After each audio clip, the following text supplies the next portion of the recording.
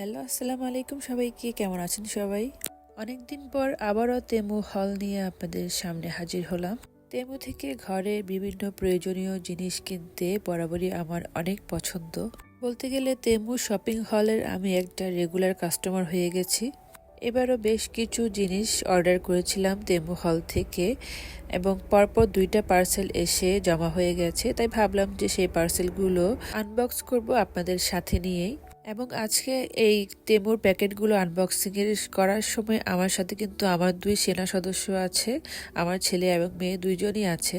তাদের আজকে আবদার ছিল তারাও আজকে আমার সাথে এই তেমুর জিনিসগুলো আনবক্স করার সময় হেল্প করবে। প্রথমে যে জিনিসটা ওপেন করছি সেটা হচ্ছে এক জোড়া শুজ। এটা হচ্ছে সকার শুজ, আমার ছেলের খুবই পছন্দের।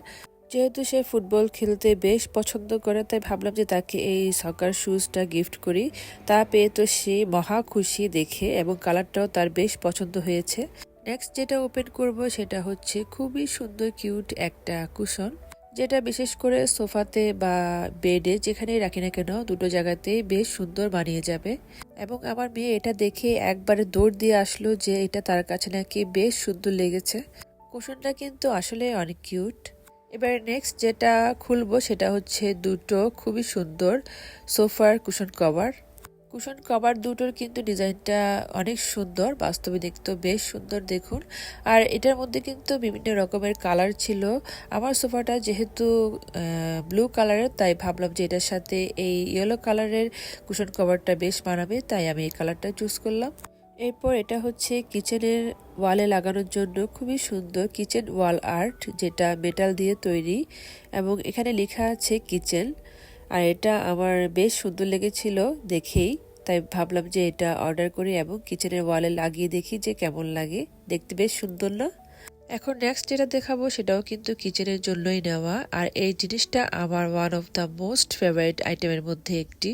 কেন বললাম one of the most favourite? কারণ এটা এমন একটা আইটেম যেটা খুবই সুন্দর তো দেখতে, সাথে সাথে এটা যখন আপনার কিচেনে অ্যাড করবেন তখন কিচেনের সৌন্দর্য আরো দ্বিগুণ বেড়ে যায় এটা রাখার ফলে।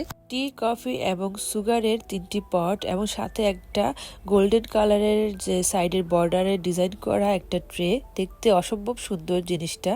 এবং এই পটগুলো ঢাকনা, এই যে এই ক্যাপগুলো লাগানোর জন্য কিন্তু এটা সেটিং করার জন্য সবকিছুই দেওয়া থাকে, শুধু বাসায় সেটিং করে নিলেই হবে।